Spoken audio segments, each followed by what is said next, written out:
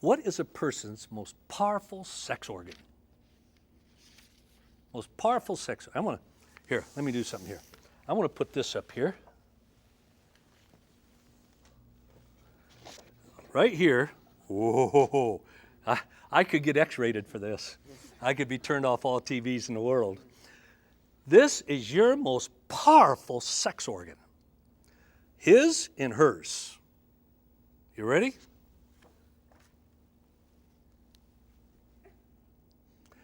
It's not covered by a swimming suit.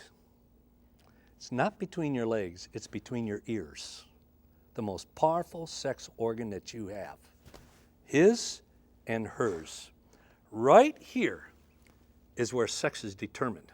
You say, yeah, okay, in a few minutes, you're going to really see what I mean by that.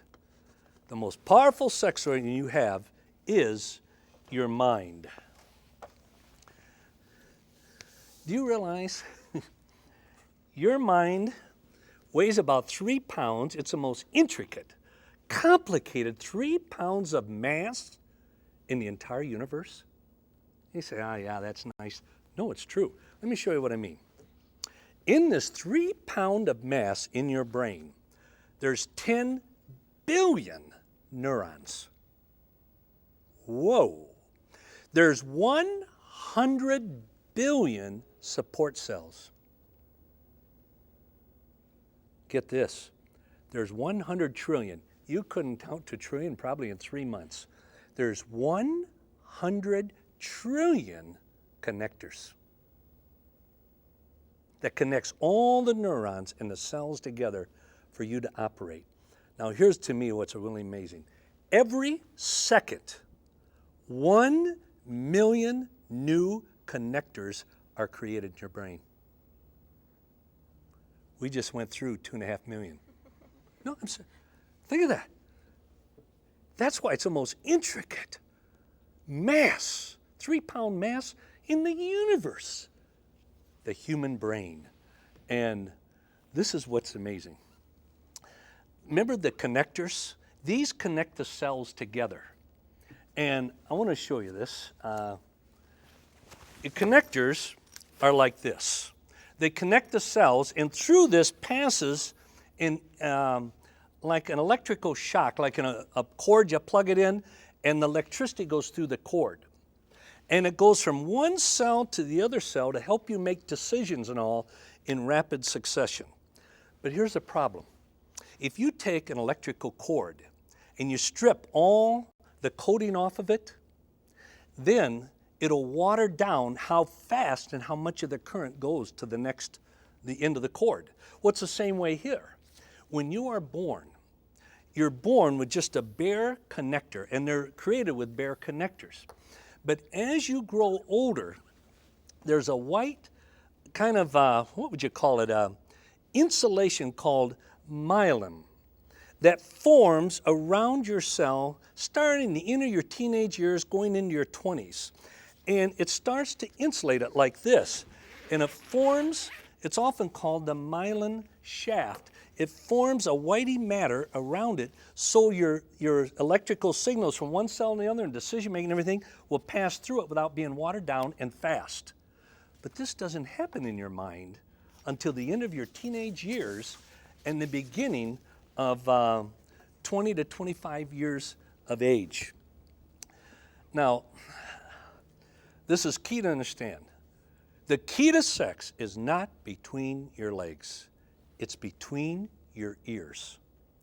You probably all know what orgasm is, or you heard about it and everything. Well, it's quite an exciting feeling. Orgasm happens right here. Does not happen between your legs. And it's now proven scientifically it happens in your mind. You guys don't believe me? You don't think that's true in Haiti? Let me tell you. Disconnect your mind, guys, and try to get aroused. You can't. It's right up here. Now remember this. They have never created a condom for the mind. You with me? They've never created a condom for the mind. Now, the Bible says flee sexual immorality, for it's the one sin that affects your body, starting with your mind.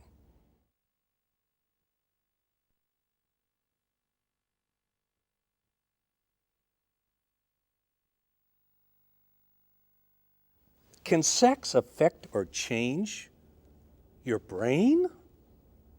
Yeah. Is that ever proven scientifically now? 25 years ago, they wouldn't have known. Today, yes. With the new CAT scans, PETs, and fMRIs and all, they can watch your brain operate. And it can actually, the choices you make, and you'll see this as we go, the choices you make literally, physically affect your brain. Now remember this, God says avoid sexual, this was back when nobody knew any of this 2,000 years ago. For it's the one sin you commit against your body, starting with your brain.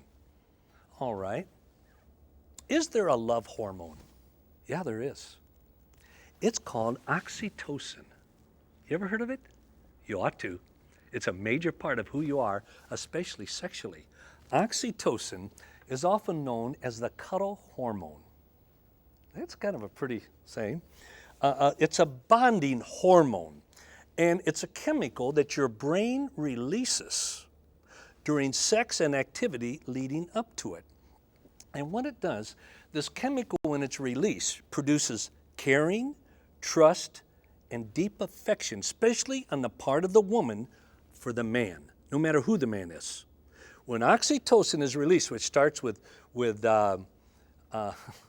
people used to call it petting, that's what you do at a petting zoo. But when you start physically caressing someone, this oxytocin will start to be released. And when it does, then that chemical starts to create a bond, an attachment to that other person, physically starting in the brain. That's why it's often called the bonding chemical. And recently on the TV movie House, it's about the medical doctor, and he wanted to continue this sexual relationship with this woman. So he took in a cup of coffee and knew she had a cup there. He sat down his, and when he left, he picked up hers and walked out. One of the other doctors saw him walk down and said, "House, what are you trying to do? What'd you put in there?" He said, "This just the other night." He said, "Oxytocin." No, see? Why? Because it's the love hormone, the cuddle. And the more he had a relationship with her, the more she would be attached to him physically, chemically, in the brain. Oxytocin is released in the female brain whenever there's touching and hugging, bonding you to the person you're touching and hugging with, making you trust them more and giving a deeper level of bonding to that person. Vasopressin does the same thing in the male brain, which leads to a progression of the touching and hugging, and intercourse ensues. With intercourse, there is reproduction, which then bonds you to the children that are produced as a result. Is there a problem if I only have sex with my boyfriend? If you only have sex with your boyfriend, you must understand sex doesn't make a relationship, and you don't have to have sex to be in a relationship. You also need to understand that the younger you are when you have sex, the less likely that relationship is to be permanent, and therefore you will change boyfriends more than once. And the more people you have relationships with, the more you are exposing yourself to the possibility of sexually transmitted diseases, to pregnancy, and even to difficulty forming healthy relationships in the future. It's what produces a close, loving relationship. And as the relationship progresses, there's more oxytocin released, and it literally strengthens the relationship. And what they have found, that a couple who's been married a good number of years, the oxytocin is released is so much more than any kind of relationship a single person has. Because it takes a while to build that up into that really binding, connecting relationship physically, chemically. Remember when I said one of the reasons God created sex was a unity factor? Part of that is built right into our minds. To take that spiritual emotion and make it into one, in attachment and bonding to another person.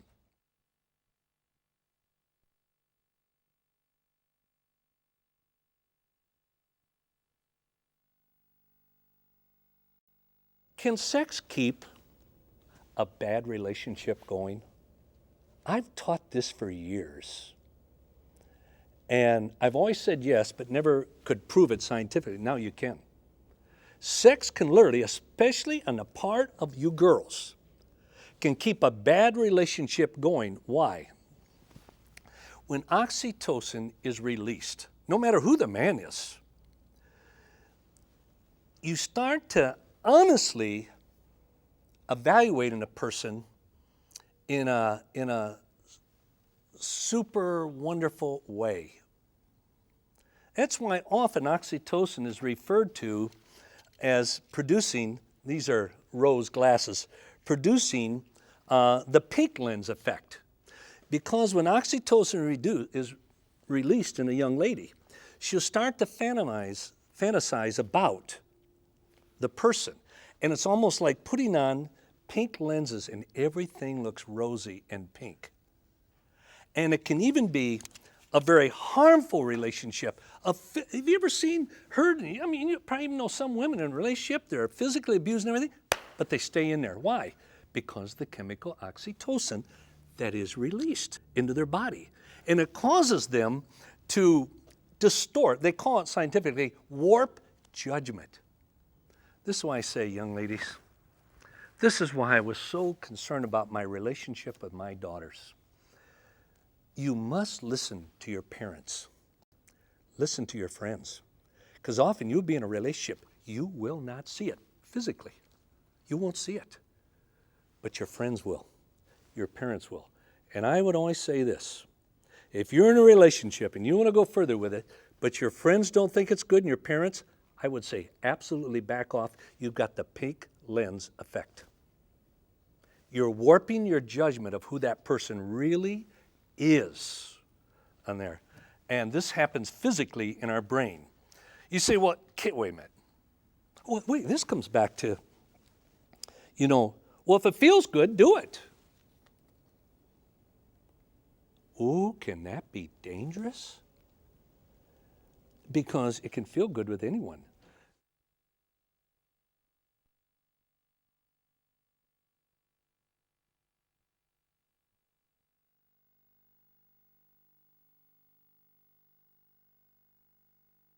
Let me ask you this question. Can memory affect your sex life? Can your sex life affect your memory? In a big way. And it's all starting right in your brain. Have you ever wondered, now think of this, why certain things you remember and certain things you don't? You probably never thought of this.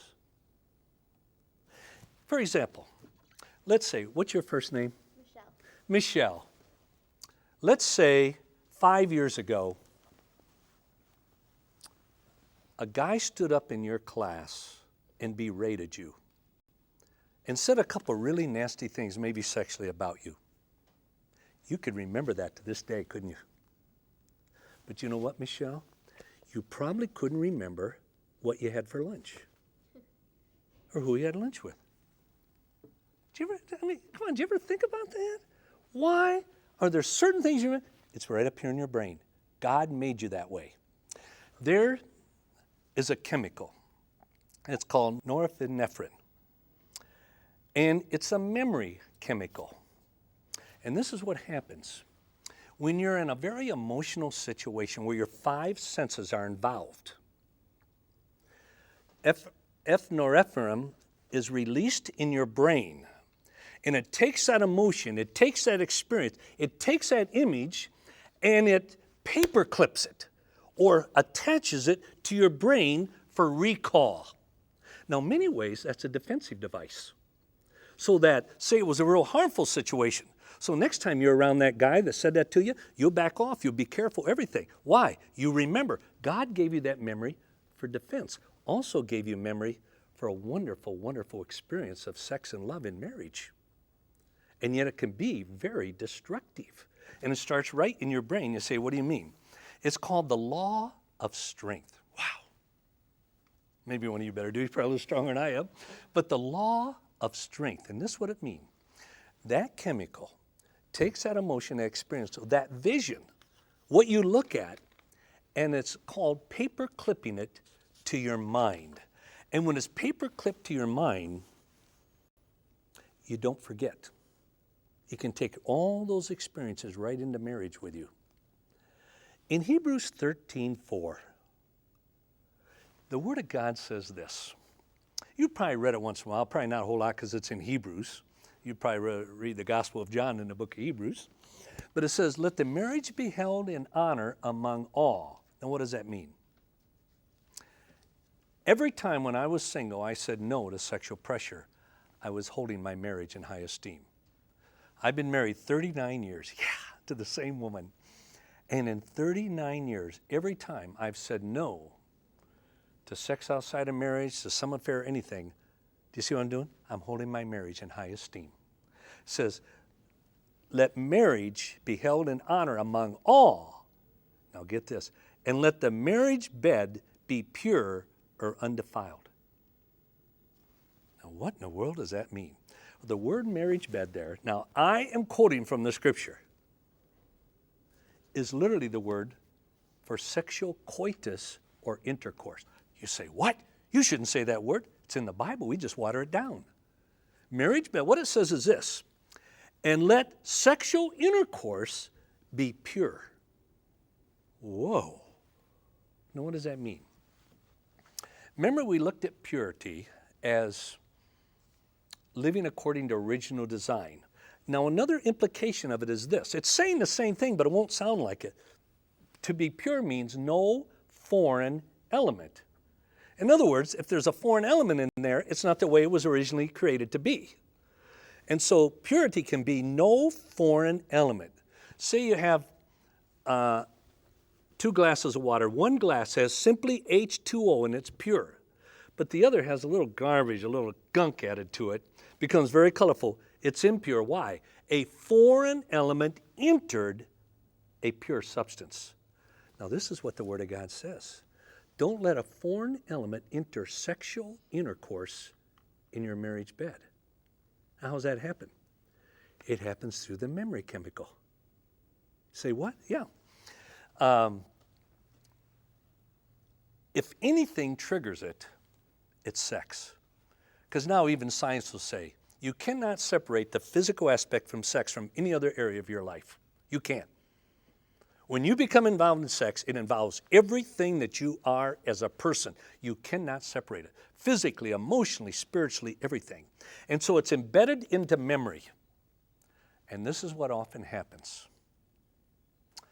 I had a pastor at the university. I was lecturing at the University of Washington, and I hadn't seen him for a long time. He said, could I take you to the airport in the morning? And I said, sure. We got in the car, and he was a little quiet, and I'd spoken that night on sex. And he said, Josh, I need your help. He said, I've been married for 17 years. I think it was 17 years. He said, I'm married to a beautiful woman, but I've never, ever been in bed alone with my wife. I went, whoa, that's quite a public confession. I knew what he was saying. I said, what do you mean? He said, this is what I meant. When I was in high school, I wasn't a believer, and I played around a lot sexually, a lot. And it carried right over into the university.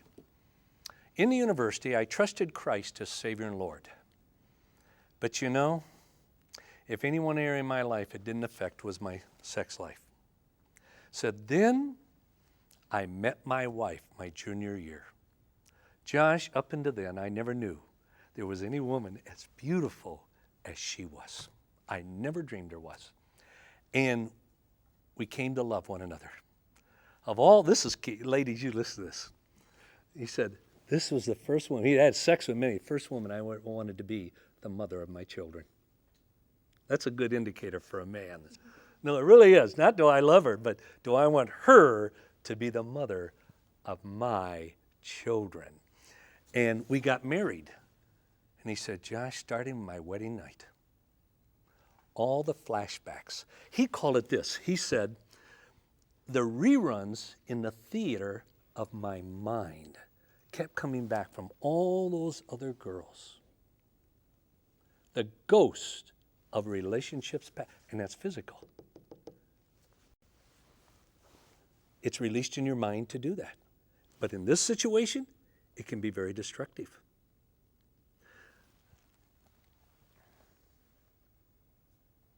I just got a hold of this note from a young lady. It's an extract out of her letter. And this is what she says. She's 33 years old. The hardest breakup I ever had was with the first person I had sex with. Do you know why that's true? You ever heard people say, boy, when we broke up and walked away, I felt like I left part of myself there. You did. You did. Every relationship you have like that, you leave part of yourself there. And you leave that brief bonding that you've had and everything with that person. And she said, the hardest break I ever had was with the first person I had sex with. 15 years later, I still don't think I'm over him. I still dream about him, think about him, and this is a key, compare him with every guy since then to him. I'm married now, and I feel like it's a threesome in my heart. He is still here. It is like he's a part of me, and I still can't get over him. That's because of the memory chemical. Those memories, experiences, feelings, emotions, paper-clipped to your brain. And folks, there is no condom for the mind. Most marriages are made or broke in the mind. Sexual relationships ultimately are made or broke, not between your legs, between your ears in your mind.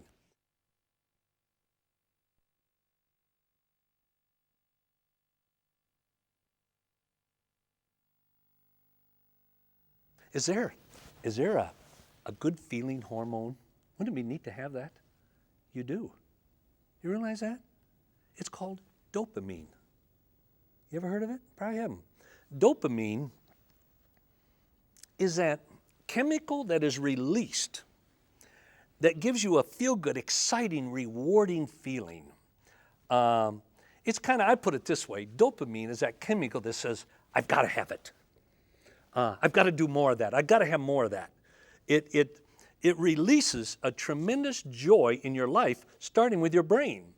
And it's called the reward signal when you enter into certain things. But here's the key. It's triggered by dope. I don't know if that's why it's called dopamine, or dope came from that. It could be. But dope, sex, fast driving, everything would trigger it, that feel-good feeling. But here's the thing. The dopamine, that good feeling, is value neutral. It can't tell the difference between good behavior or poor behavior, constructive behavior or destructive behavior. When it's released in your body, say like to a guy, it can't tell the difference between rape or consensual sex. It's value neutral.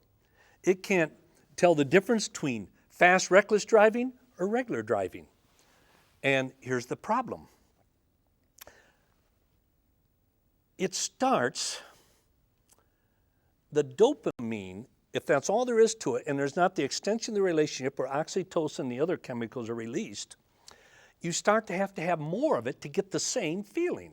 Well, you've heard people talk about drugs. All of a sudden they got to have more and more and more. Well, it's the same thing, whether it's sex, fast driving, or what. And it's part of your brain, a chemical that is released in your body. And so it starts to damage your ability to bond.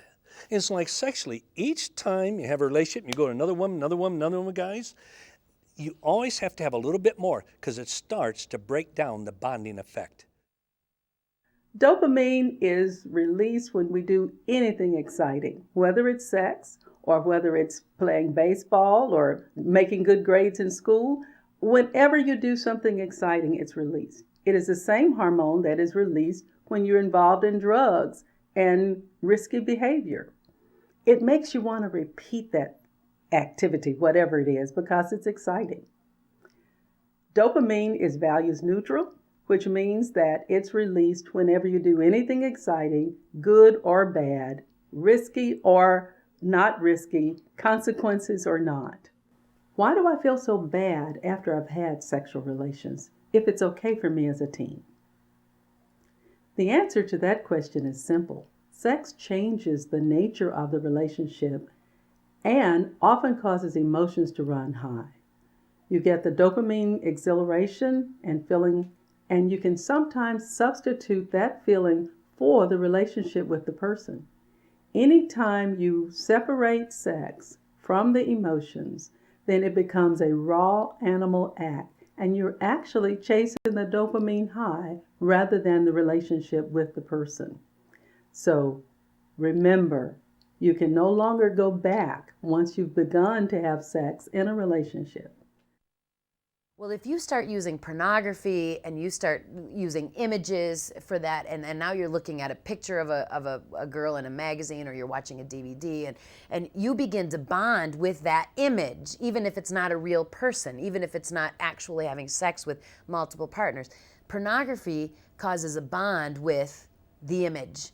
And that use of pornography over time can damage your ability to bond to your spouse. And I think that was one of the big misnomers, is I think we thought, well, we'll use pornography and masturbate until we get married, and then once we get married, we can put all that away and it won't be necessary because we'll have the real thing and the spouse that we love. The problem is it didn't work that way, and the pornography and the masturbation continued to be a consistent problem within the marriage, and it ended up causing a lot of sexual dysfunction in marriage because it becomes addictive.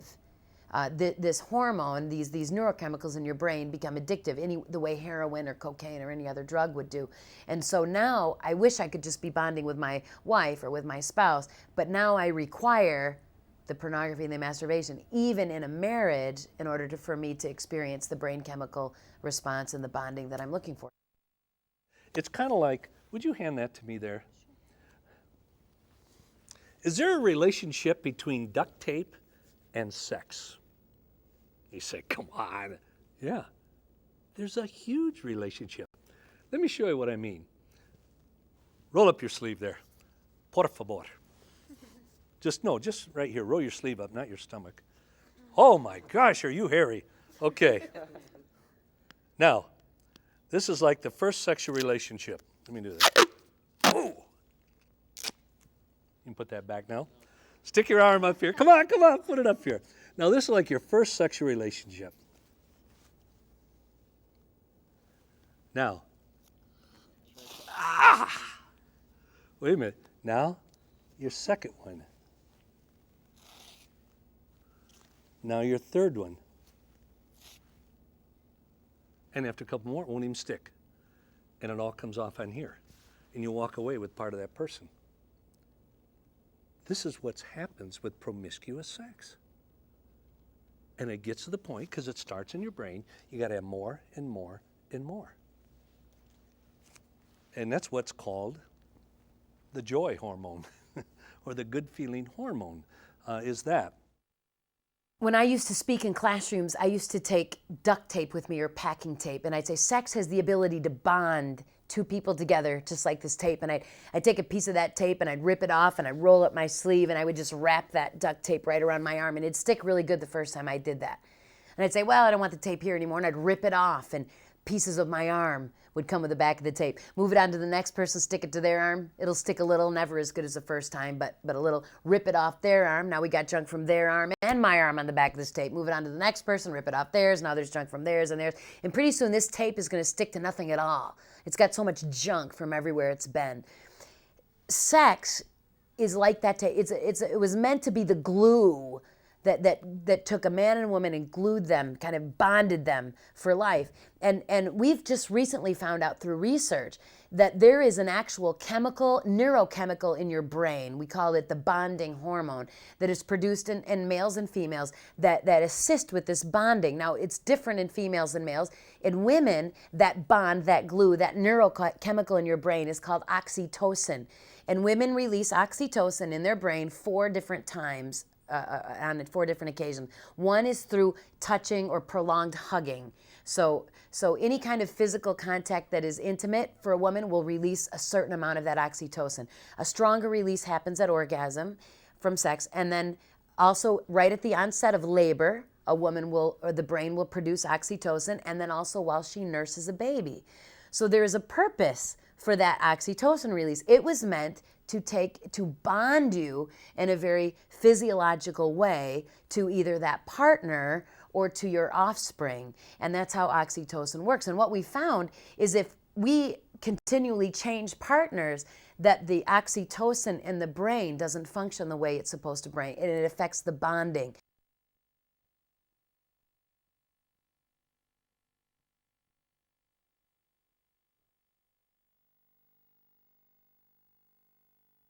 Does our mind have a central control system?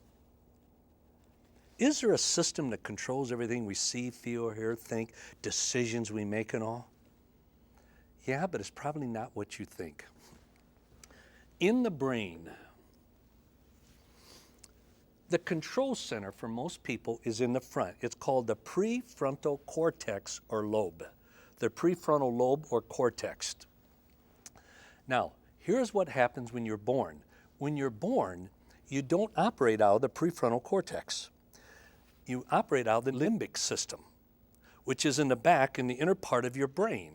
And it's basically raw emotion. It's raw emotion. That part of the brain, you can't make decisions based on future consequences or anything. Everything is based on the immediate and usually just raw emotion. As you grow older, it starts to switch from the limbic system around to the front to the prefrontal cortex. I call this the center of civilization because without this, you could not have morality. Without this, you couldn't have right from wrong. Not your limbic system, that's raw emotion. Without your prefrontal cortex. And here's what happens. When you're born, you operate out of the limbic system. As you grow older, it gradually switches around. But do you know what? It doesn't normally complete itself until the mid-20s. You with me? Science wouldn't have said this 20 years ago. Now they do. It's proven. You're usually about 23, 24, 27 before you start fully operating out of here. Even college students are basically operating out of the limbic system, maybe half and half. And it's like when you're operating out here, you're asleep at the wheel. That's kind of what it's like when it comes to moral choices. Or out of here, the limbic system was you leap before you ever look. You jump off a cliff before you know if it's 2 feet or 200 feet. When it comes around here, then you can make moral choices. And one of the biggest things is this. When it comes up here to the forefront, but not to your about 25, your mid-20s, can you basically make choices and decisions based on future consequences? Oh, you show me a university student that doesn't think he or she can't make moral choices based on future. Every one of them say yes, when in reality, no. You say, whoa, why do you think car rentals say you can't rent a car till you're 25? Simple statistics show it. No matter how many PhDs you have, how educated you are, intelligent or anything else, you're still operating out of the limbic system. And now they can watch it. I mean, they can literally watch it operate. As you get older, everything else. And you see on the graphic here how the brain progresses into the dark blue areas where you operate from the front. And this is where long-term consequences can be evaluated. This is why. I've said this for years and I felt like a lone voice in the wilderness. Now, science is saying it. Parents need to play a major role in their life up all the way through the university until they're about 25 years of age. To most university students, that would be an insult, but that's because they haven't understood what's happening in their brain. Now you have to understand, it doesn't matter how smart you are. It doesn't matter if you have 10 PhDs. It doesn't affect it. That's why you can have 20 PhDs, but you still can't rent a car until you're 25. Okay, well, we talk a lot about women. What about men? Do men have a sweetheart Valentine hormone? Yeah, even the worst of them, girls, ladies. Yeah, you know what it's called? It's called vasopressin. It's very similar to oxytocin. But vasopressin works more in the male. It's the male sweetheart hormone. It creates a partial bond. The ultimate bond is done by oxytocin, but it creates a partial bond like through sexual activity. But here's again, they have now shown that promiscuous sexual activity will damage the ability to form long-term relationships. And it's all right here in your brain. Wow. The way God made us, it's marvelous. And His Word coincides right along with everything that I've shared here about oxytocin, dopamine, vasopressin, everything. What happens is with vasopressin, it'll start to wear down, and it desensitizes the risk of short-term relationships where you can't look at them realistically. And it's chemical in your mind. And this is why a man can go out and have sex with a prostitute and totally enjoy it. Totally enjoy it. Now, males have a neurochemical called vasopressin, which has not been studied as much as oxytocin in females, but they've begun to study that, and that is called the male, they call it the monogamy hormone, and it is the hormone that helps a male bond with his mate so that he doesn't search for sex in other places, and that also happens at orgasm with males. And so the reality is that we tell, when we tell you that sex will bond you together, it's not just an emotional bond. There is actually a physiological component that's going on in your brain that was meant to be there to protect relationships, to protect spouses, and to protect families so that children would grow up with two parents who would raise them.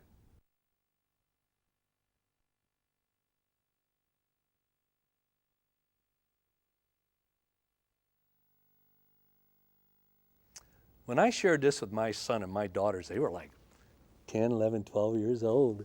Most of you haven't even heard what I'm going to be saying here now. Has modern medicine, now most of you think it has modern medicine pretty much eliminated STDs and infections? Almost just the opposite. When I was your age, wow, that was a long time ago. That was a few decades ago. When I was your age, there were only mainly two sexually transmitted diseases, syphilis and gonorrhea. Both were cured with a shot. Do you know how many major sexually transmitted diseases there are now? 25. Actually, you could put it about 100, but 25 major sexually transmitted diseases with all the modern medicine and everything. And when I was your age, there was two. 19 of these 25, there's no cure. Bet you didn't know that. You know why? They're viruses. They're viruses, and there is no cure. No shot, no nothing. There is no cure. Look at it this way. In the 1960s, 1 out of every 60 teens sexually involved got an STD. In the 1970s, 1 out of 47. In 2010, 1 out of 4. You see the difference with the culture you're living in and all over the world? China, Peru, France, Kazakhstan, Ghana, Nigeria, Jamaica, Texas, but all over the world, 25 major sexually transmitted diseases. Those of you that I'm sharing with from other countries, I don't know all the stats in your countries. It's almost impossible to get them. But those that I have been able to get and check out, there's very little difference between any culture in the world than from the American culture. Almost every culture is just a little bit ahead or a little bit behind. Now, in much of my conversation, I'll be using statistics about the United States. But in Argentina, trust me, not number-wise, percentage-wise, is the same thing in Argentina as here, or in China, or it could be a little worse in China than Argentina. And there, let me show you. Do you know there are 70 million Americans right now with a sexually transmitted disease? 40-some million incurable. No cure.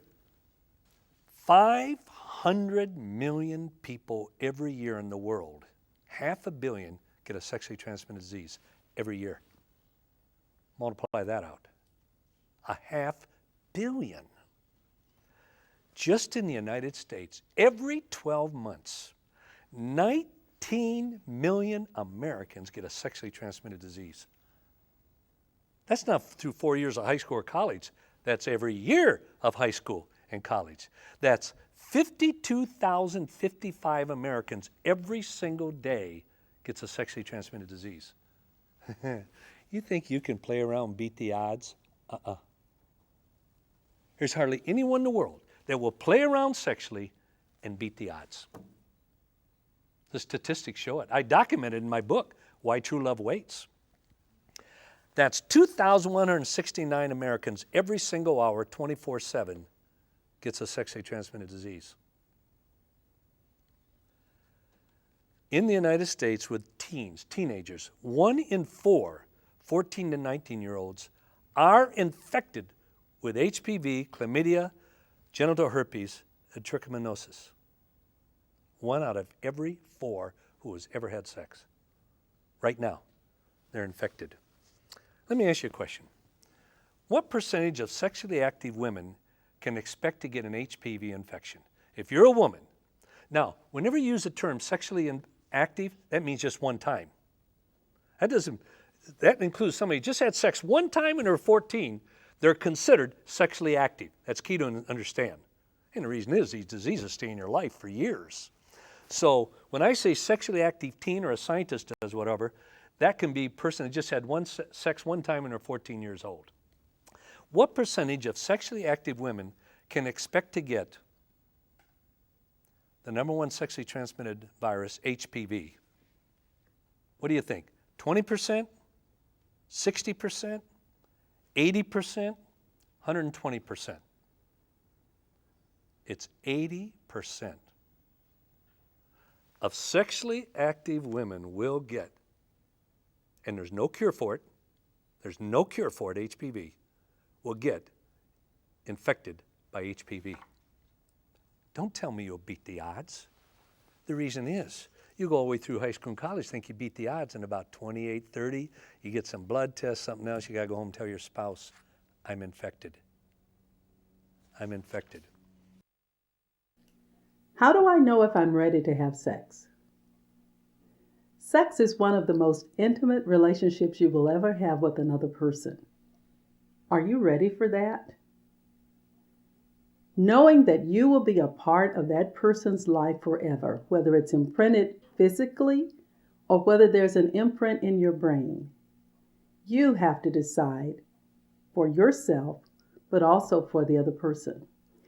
Are you ready to take the risk for STDs? Condoms, we've decided, are not safe enough. Are you ready for pregnancy or any of the other consequences of sex? The songs and the movies don't talk about consequences like that, but are you ready to change your future forever?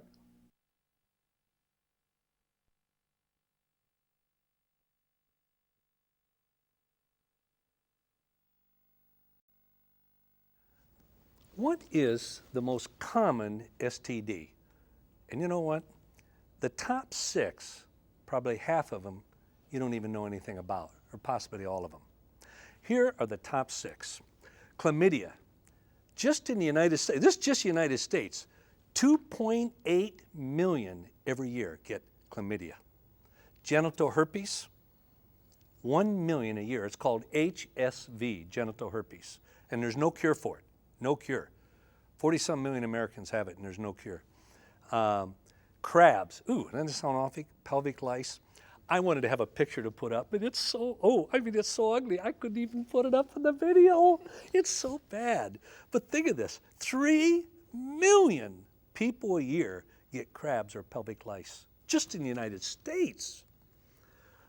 Trichomoniasis. I don't know exactly how you pronounce that one. I call it trickle. 7 million a year.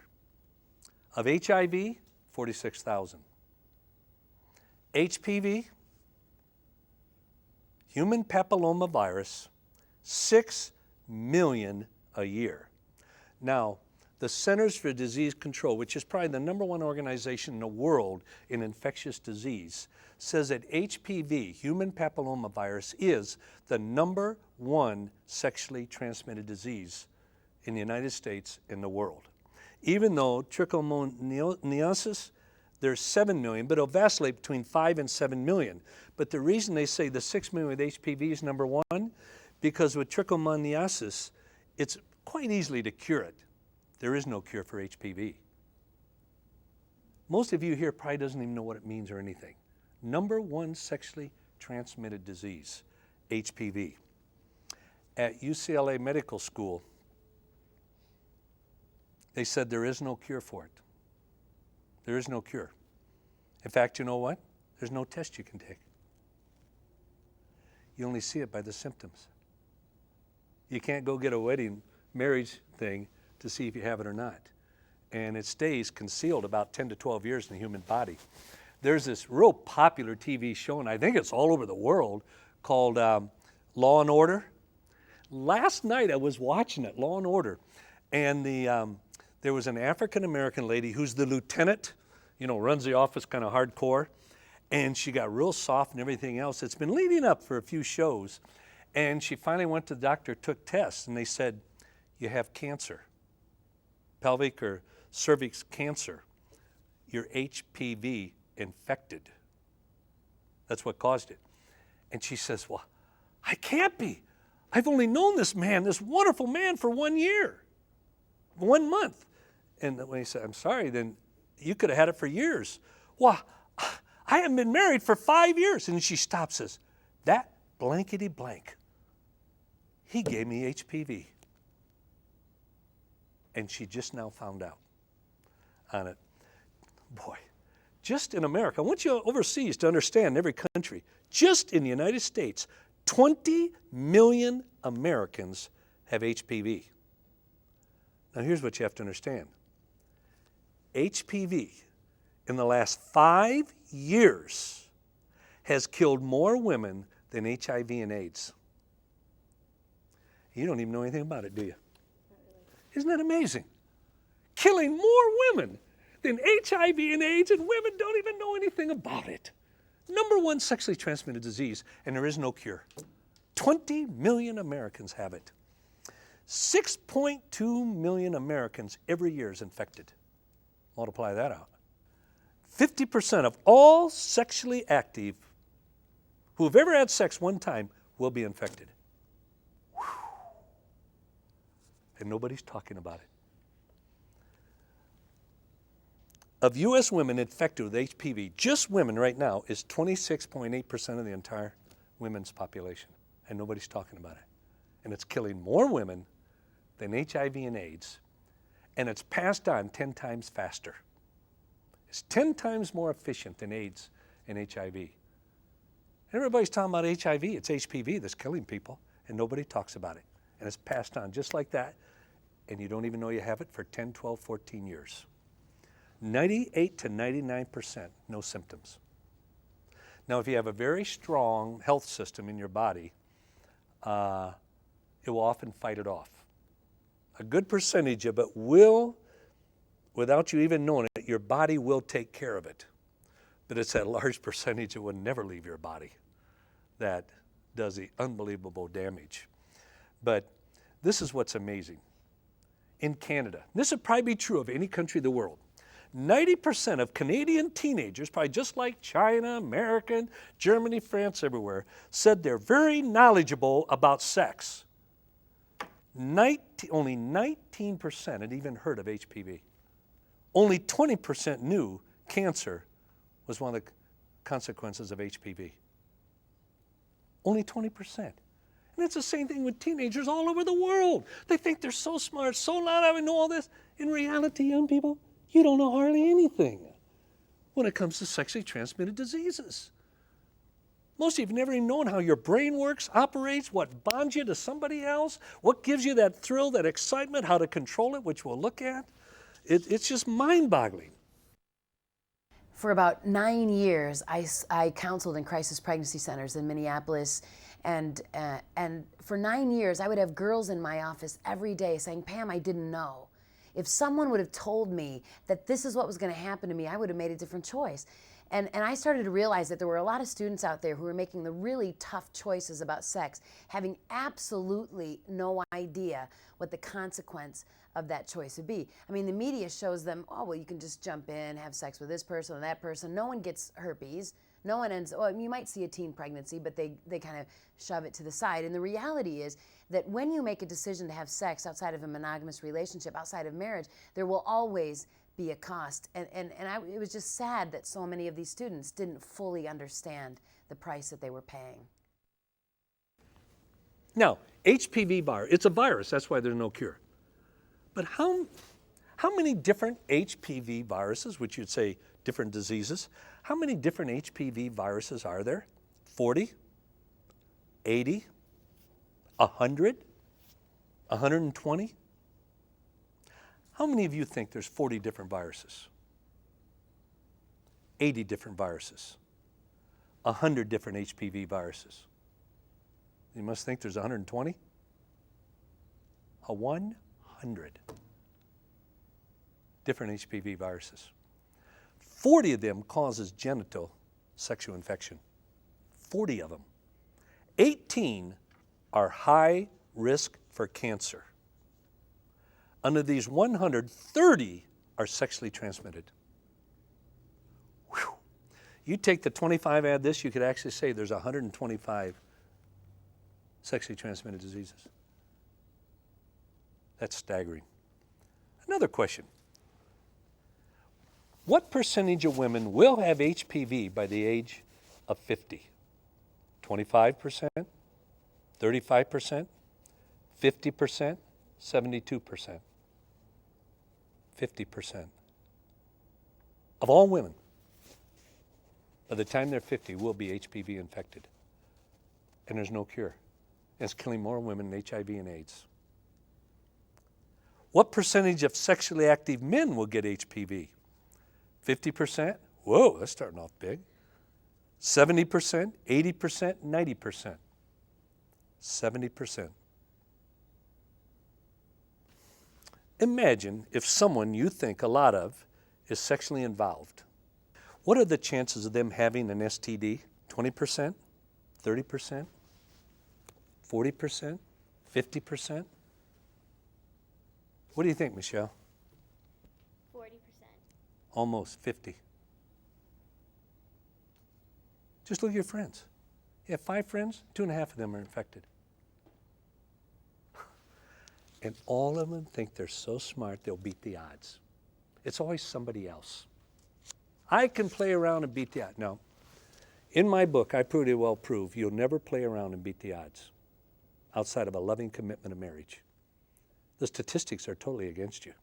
But everyone thinks, I can go to Las Vegas and walk away with more money, when 94% walk away with less money than they ever came. And there. How many will get an STD today? 52,000, just Americans. Yesterday, 52,000. Tomorrow, 52,000. Day after tomorrow, 52,000. That's 208,000 in 4 days. You won't beat the odds. Usually, I would have girls come into my crisis pregnancy center for a pregnancy test, and they're scared to death, and their biggest fear is that they might be pregnant. So one of the biggest myths that students believe is that the only thing that could happen if they have sex outside of marriage is they could get pregnant. And I would come in and I would do a negative pregnancy test and look at this young girl and say, hey, your test is negative. And she'd be like, well, thank goodness, this big look of relief. She's ready to leave my clinic. And I'm like, wait a minute. Have you been tested for syphilis, gonorrhea, herpes, chlamydia, trichomonas, vulvodynia, arthritis, hepatitis B, hepatitis C, HPV, HIV? Have you been tested for these things? And she's like, me? Well, I didn't think I would need to be tested for that. And the reality is you're in here for a pregnancy test. If you're having sex, which is what you're telling me, you are at risk for all of these other diseases. It's not just pregnancy. And I think the other big myth that they have, which I find fascinating, is even the college girls would come in and we'd go through the same thing, and I say, well, your test is negative, but now you need an OBGYN, you need to have a pap smear, you need blood tests, you need to be tested for STD. And these girls would be like, well, I was drunk. I'm like, did you think herpes asks now? Excuse me, are you sober or drunk? Because we only infect sober people. I mean, just because you're drunk does not mean that the consequence of the decision or lack of the decision, but the consequence of having sex is going to be any less or not there. And so I think there's just this kind of, the biggest myth for kids is just that they think, I can do these things, either I'm copying the behavior I'm seeing from the media or I'm doing what everybody else seems to be doing, and this disease won't happen to me, or this consequence won't happen to me. And part of the problem is it's not tattooed to their forehead. I mean, 1 in 4 students in the United States is infected with an STD. The problem is you can't see it. So if you can't see it, it doesn't exist. As long as when they get up the next morning, if they don't feel like they have a symptom, then they're not infected. And the reality is very different. And a lot of these students are infected and they don't even know it. Who has the highest HPV rate, human papillomavirus rate? 15 to 20-year-olds, 20 to 24-year-olds, or 25 to 27-year-olds? What do you think? 25 to 27? Close, 20 to 24-year-olds. 26.8% are infected. I'll tell you what, between 20 and 24, you don't have much of a chance. You really don't. Statistics show it. In a minute, you'll find out why. Right now, in the United States, sexually transmitted disease is a huge epidemic. We have probably, you have 14,000 teenagers infected every day. When we include the college population through about age 22, we have 38,000 newly infected students every day. If you would have graduated from high school in 1967, 1 in 32 of your classmates would have been infected with an STD. I mean, you would have had to have had a few partners before you came in contact with it. If you would have graduated with me in 1982, 1 in 18 of my classmates was infected. Today, it's 1 in 4. 1/4 of our kids is infected. So it does not take that, you have 2 partners and you've been exposed to STD. That's all it takes. And so that's really the problem. How many people are infected with genital herpes? There's no cure. It's called HSV, HPV, human papillomas, HSV, genital herpes. 45 million, 55 million, or 62 million Americans? What do you think? Second option, 52. 45 million. 45. Yeah. Not as bad as you thought. You're from Brazil, aren't you? Yeah. I love your accent. It's great. How many people are infected when the Bible says, avoid sexual immorality, for it's the one sin you commit against your body? You know why I like statistics? It lets me see people. I don't look at statistics. When I see these statistics, I see young people. People I meet all the time. What's the big deal about STDs? Aren't they curable? STDs are a big deal. If you get one, it's a viral infection, you may have it for life. If you get one and it's a bacterial infection, we may treat the bacteria and cure it, but the effects may still be in your body, such as gonorrhea and chlamydia can cause pelvic inflammatory disease, which would make it impossible for you to get pregnant in the future. Viral infections sometimes can be released by your body, but if they're not, then you have those infections for life. How many people are infected with genital herpes over 11 years old? 1 in 5.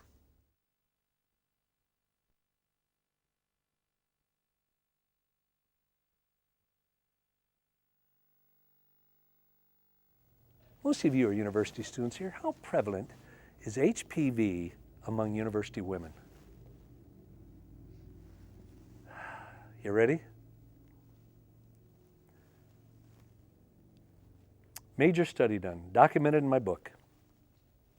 All women in universities right now, most of you are in universities, all women in universities right now who have ever had sex, maybe just one time, so you're 14, 15 years old, 63% are infected right now. And there's no cure. And it's killing more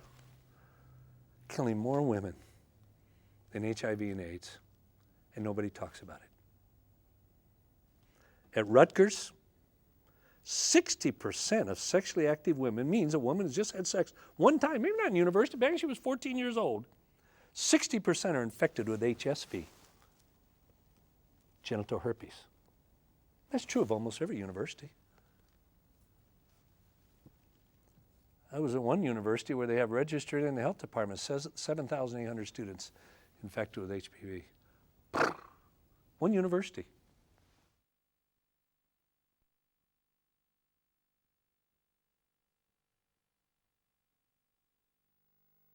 Do more women get STDs than men? Twice as likely. Twice as likely. One report showed that 21% of women were infected with genital herpes compared to 11.5% of men. 21% of women, 11% of men. Why is that? Here's why. Please listen. You young ladies, listen to it. You got your whole life ahead of you. Most of these STDs, which are viruses, they incubate, multiply, and grow in an environment that is non-oxygen, warm, and moist. That's not a man's penis. That's a woman's vagina. When a man pulls out, the oxygen will destroy much of it. It stays within the woman in a non-oxygen, warm, moist area, which is like a factory. That's why women are so much more prevalent with STDs than men. Oh, well, we'll beat the odds. Isn't that what they say? We'll beat the odds. You know, I think one of the big things that teenagers, another thing that they don't fully understand is this, that out of the 30, we have over 30 major STDs. And out of the 30 major sexually transmitted diseases that we have, 26 of them primarily damage women. Girls will always pay the higher price. And it's you know, girls are like, well, that's not fair. You know, I make the same choice and I'm the one who has to pay. And it's typically within their fertility. Chlamydia causes infertility in women through scarred fallopian tubes, through scarred the uterine lining. We have obviously cervical cancer, does not happen to men, they don't have a cervix. So that cancer as a result of HPV is primarily affecting women, not only death, but also their ability to have children. So at the end of the day, women are gonna, especially with fertility, gonna pay this huge price. They're gonna find out that he went on, you know, graduated from high school, met another girl, married her, and had a family. She is sterile, can now never have children. And girls are like, well, that's not fair. Well, in case you missed this in 6th grade human reproduction and anatomy, we're different. Boys' and girls' bodies are not the same. Girls, we have an open sexual system. The men, the boys, have closed sexual systems. We're easier to infect and we're easier to damage. It's the way we're made.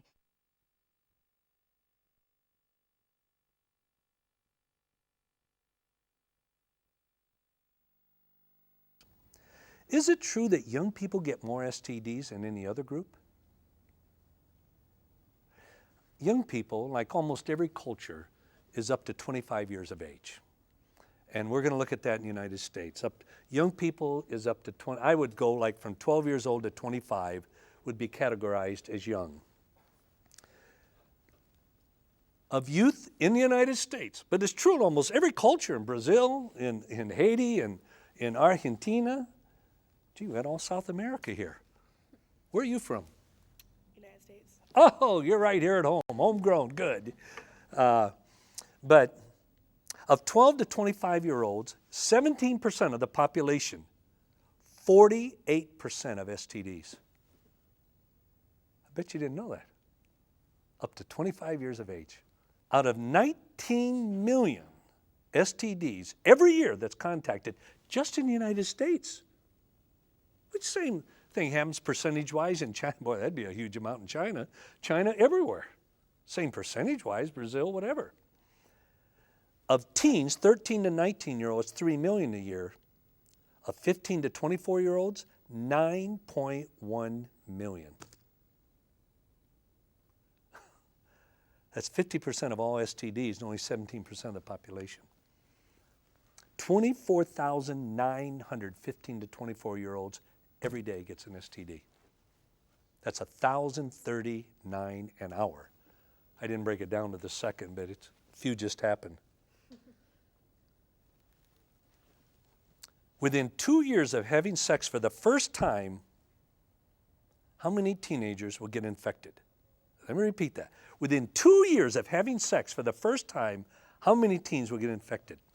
10%, 30%, 50%, 70%. 50%. In 2 years after first sexual experience.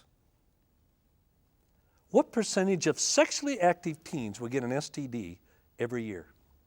25%. Every year. That's not 4 years of high school.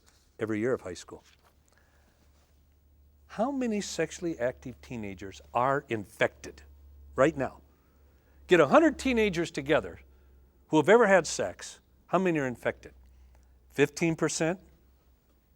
23%? 28%? Or 40%? What do you think? 40%. I'm a dad. I got 4 grandkids. I'm a grandfather. I so wanted to raise my children where they didn't have to face any of these consequences. And thank God, none of them have. None of them have, my 3 daughters and my son. Now, why are teens more susceptible to STDs? Why? I want to share with you, and I'm going to try to do it in a very frank and straightforward way, what a lot of people wouldn't share. And I'll probably get criticized for it. But I sure shared it with my daughters and my son. It's the way you were created, your sexual areas, for young ladies. The cervical lining. In the cervical lining within a woman's private sexual areas, a young girl has a high amount of what's called columnar cells exposed throughout the entire cervix lining.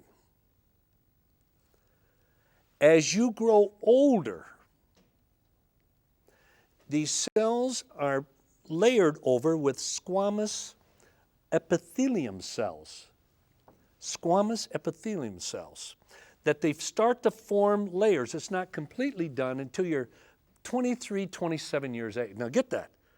Remember with the mind, same thing here. To your mid-20s, before the squamous epithelium cells totally encase and thicken in the cervix. Now, so what's the difference? The columnar cells are extremely receptive, over 80% more receptive to infections than squamous epithelium cells in an older person, 25 years old. And these cells, say when sexual intercourse takes place and a virus is planted in there, which happens a lot of times, these cells almost act like suction cups. And in factories that multiply. When you get about your mid-20s, it starts to harden. The cervix does. And it rejects the viruses then. Let me show you an illustration of this. Just what I want. Some sand. Yeah, look at that, man. A friend of mine collected it for me. Let's say this is the squamous epithelium at about 25 years in age and up. The dirt is a virus. See that? Now, take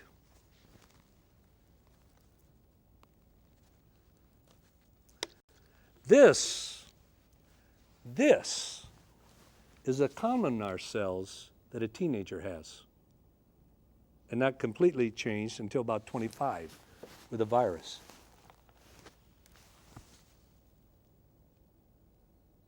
Ooh. That's what it does.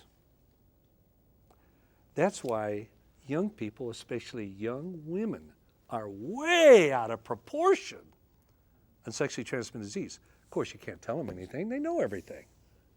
Like the Canadian teenagers, the Chinese teenagers, the Brazilian the Haitian teenagers, the Argentine. Are you from Texas? Texan teenagers. But folks, that's the difference.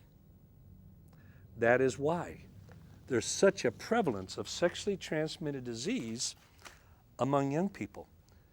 A teenager is 80% more likely to get an STD than somebody after 25 years of age.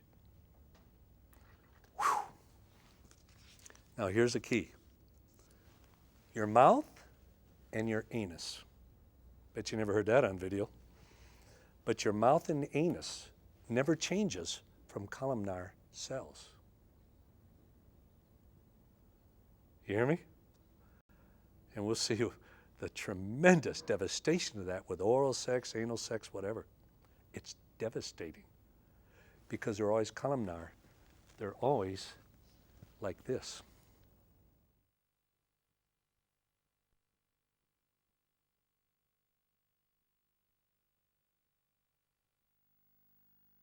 Won't condoms reduce the chances of getting an STD? Yes and no. Mainly no. It works fairly good on HIV. You could go from 40 to maybe 70% effectiveness. But folks, it's that 30% who wants to take a chance with it. I mean, people do, but who wants to take a chance with that? But for the most part, condoms do not reduce STDs and infection. Why? Most STDs, 19 of the 20, are viruses. They're viruses. And they're passed by areas of the body not even covered by a condom. Like HPV, which is a virus, is passed by moisture around your private sexual areas. Not even covered by a condom.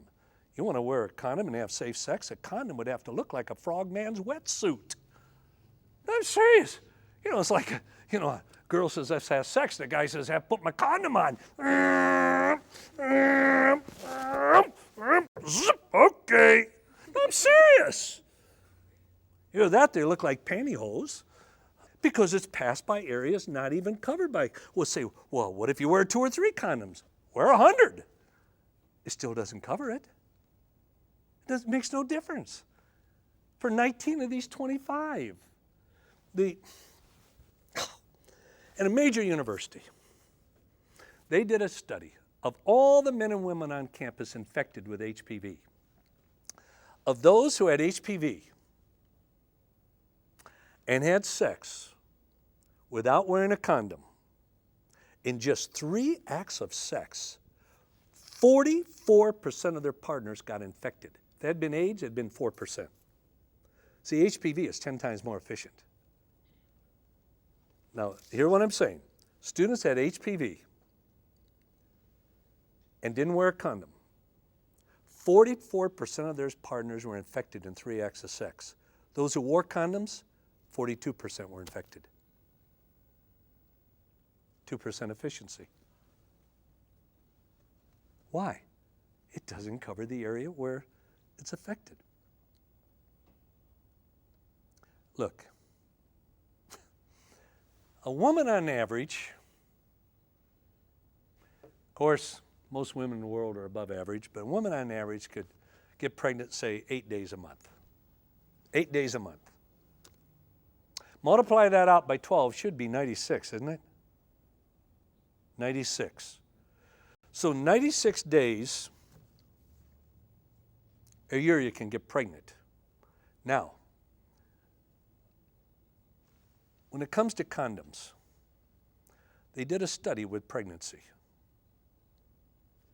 They caught those that kept the condom failure rates for years in the United States, probably the same true in every country. They found them cheating. You know what they did? U.S. government caught them. Those where 100% condoms were used and a woman got pregnant and had an abortion, they only counted half of them in the condom failure rate. Why? So it'll keep the condom failure rate down.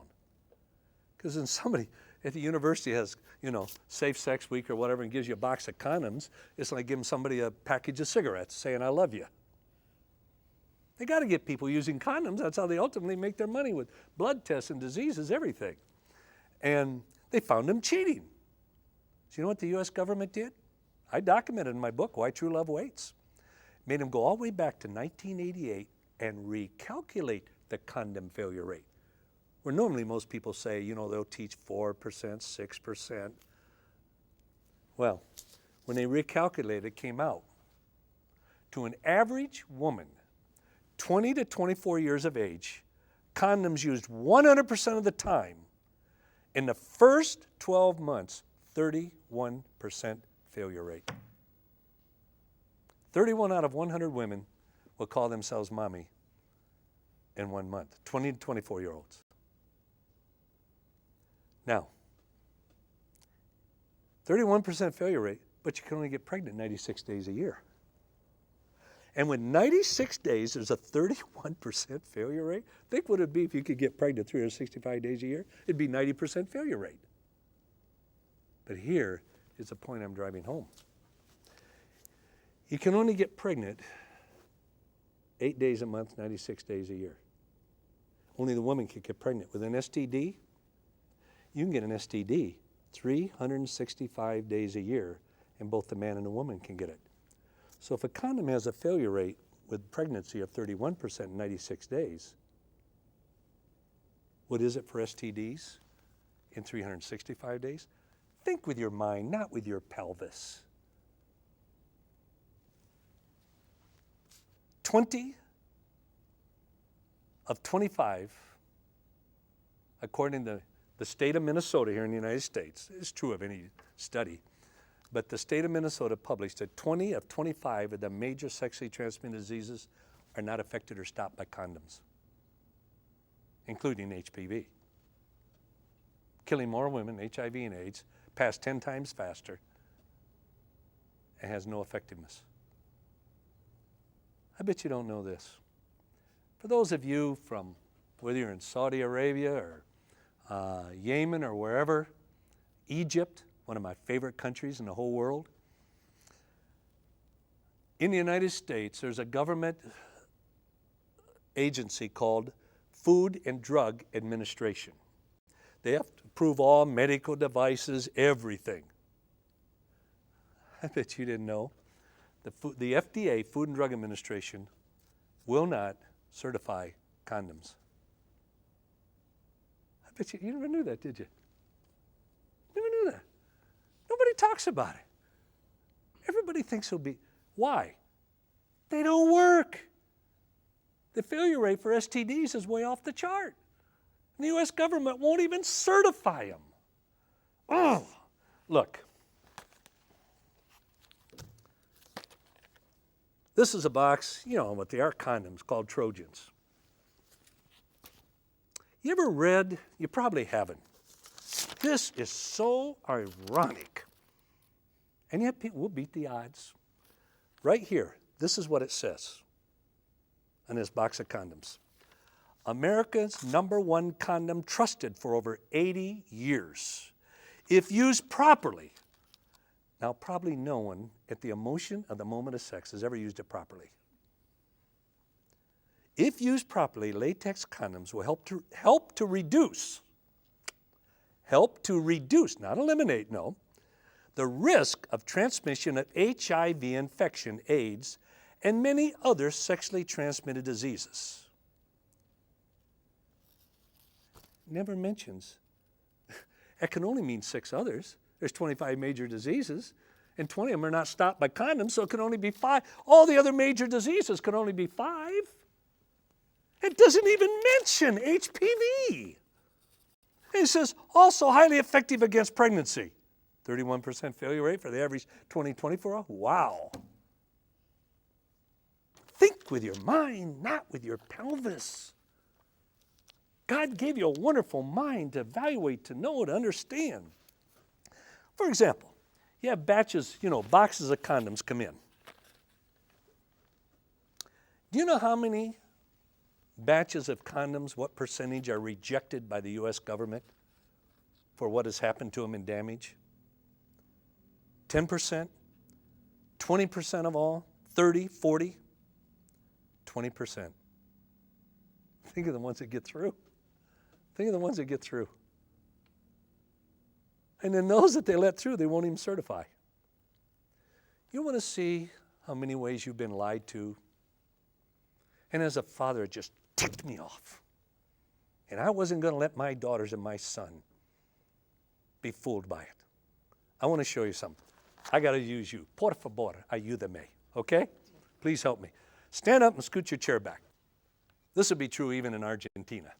I want to show you what a medical person must wear when dealing with an infectious disease, whether a doctor, surgeon, whatever, like HPV, human papillomavirus, a contagious disease. You have to first, you must put on a special gown. Will you put that on, put it around you? It goes in the front like that. You'll look good in that. Either way, just put your hands through there. Then, you must have a head covering. This is a little more like a hairnet. Must have a head covering. You must have boot coverings, but it'd take too long to put them on your shoes. Then, you got to have condoms for the hands. Put those on. Probably roll them up a little bit there and say they're a little hard, aren't they? Just put it on halfway. Then, you've got to have a face mask. Yeah. Around there. Then you must wear eye coverings, a goggle.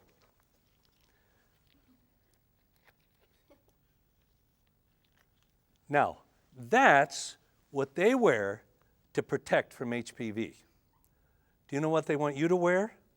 A little condom. I'm serious. I mean, look, come on. And always you're guaranteed with a condom to have fluid exchange. You're not always guaranteed as a doctor. They want you. You look good. We got to get a picture of that. They want you to protect yourself with this little tiny piece of rubber or big piece of rubber, whatever, according. They want you to protect yourself with that. Think with your mind, not with your pelvis. Thank you. You can take that off. Come off a lot easier, don't they? Yeah. You see, young people, just think it through. This is what, as a daddy, I owed to my daughters to think all of this through, to help them walk through it. Because you see, up into your mid-20s, it's hard for the average person to project consequences out in the future. That's why God created moms and dads to help guide young people, even up through the university, for their own health. And yet my heart goes out to so many. When I think of so many in Haiti who have lost their parents, everyone, through the earthquake, my heart goes out.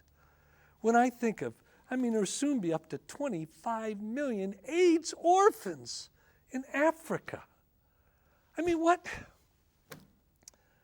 Creating an angry continent. And the last thing the world ever wants is an angry 20-year-old.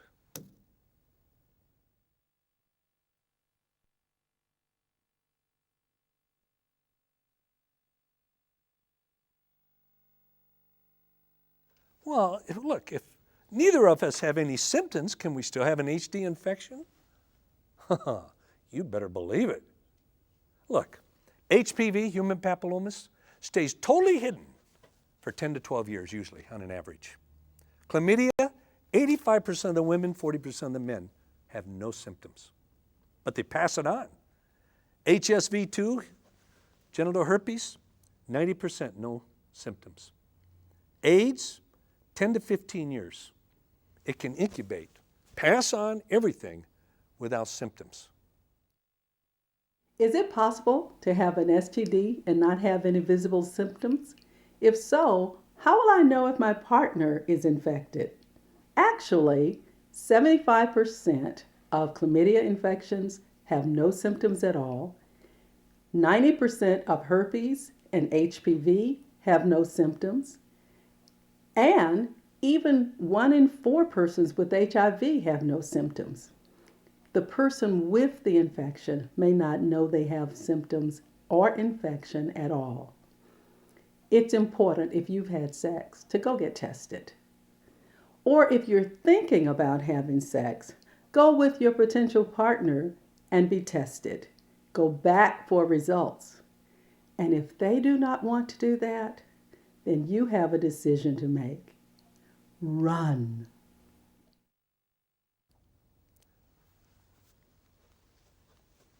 So many people have what I call the credit card approach. Play now, pay later. Folks, you will pay. Avoid sexual immorality, for it's the one sin you commit against your body. That is an act of love by God. That's God saying, I love you so much, I want to protect you and provide for you. To have the most unbelievable experience in sex. Why jeopardize in a few years of single time for the years that can be so wonderful with your spouse? And so many jeopardize all that when they're young. And there is some of them can't project. That's why we need parents. That's why we need loving, significant adults in our lives. But the other thing is, are you smart enough to listen to them? I think myths about sex and the consequences and for students not really fully understanding the price tag that they're going to pay if they get involved sexually come primarily from the media. It just because they are so bombarded with sex on such a regular basis. I mean, students are watching, you know, everything from the MTV Shot at Love show to The Bachelor to, I mean, they're watching kids jump in and out of bed with each other and having sex, and no one ever gets a disease. And that's why I used to tease that if herpes or HIV or human papillomavirus or chlamydia were tattooed to your forehead, if the minute you were infected there was something on your face, we would not have an STD problem, because all the kids would show up at school and they would go, oh my goodness, they have that disease. In fact, most STDs don't have any physical symptoms. And so teenagers believe that if I don't have a symptom, I'm not infected. And I tease them because the students will come to me after I speak in their school and they'll go, well, you need to come and speak to my school because we had 8 girls pregnant. But I don't know anyone at my school who's got a disease. Like, really? First of all, your friends aren't getting tested. And even if they were, they wouldn't tell you. I mean, do you really think they're going to show up at the lunchroom and go, hey, talked to the doctor yesterday, went to the doctor, found out I have herpes, tell everybody by lunch? You know, I tease kids and tell them, maybe we can do this on the announcements from now on at your school every Monday morning. The following students contracted an STD over the weekend, they are. You know, I mean, that's not going to happen.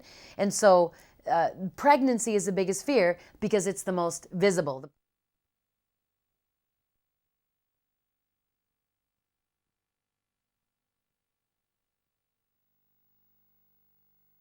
Can't I get a shot or take an antibiotic if you get an STD? 19 of the 25 STDs, there's no cure. I've said that over and over again. So no, you can't take an antibiotic or get a shot. You know, come on, these little things don't work with STDs. Injections don't work. Now, there are for some of them treatments, but many of them are long, painful treatments. For one moment of an orgasm, incredible what people do. Say, well, there's a vaccination for HPV. Yes, there is. There's none for men. But yes, there is for women. But it must pretty much be taken when you're young. And if you already have HPV, it will do you no good. And there's no test you can take to find out really if you have it. So you never really have the peace of mind when you take it. And it's about 30% ineffective. 70% effective. But I sure wouldn't want to take a chance, think I got a peace of mind because I've had the vaccination for that 30%. There's no evidence whatsoever that the vaccine, one, will reduce the risk of cervical cancer caused by other HPVs. It only deals with several of the HPV viruses. Not all of them. Not all the ones that cause cancer. Only several of them. Most people don't realize that. But the two major ones it does deal with. But there's no evidence that it will reduce the risk for cervical cancer of the other HPV viruses. There's no evidence to reduce the risk of sexually transmitted infections or diseases. It won't. Not a vaccine for HPV. And here's the key. The duration of immunity following immunization is unknown. It'll take years before they find out. Years! Was it 1 year? Or is it 10 years? Is it 5 months or is it 10? It'll take years before they can even determine how long the immunity will last for that 70%. Very interesting, a mother came to me. It was in Poland. And it was presenting a lot of this material to educators in the universities and high schools for their sex education program. And this one teacher came up to me and she said, they sent around a thing to sign for the HPV vaccination.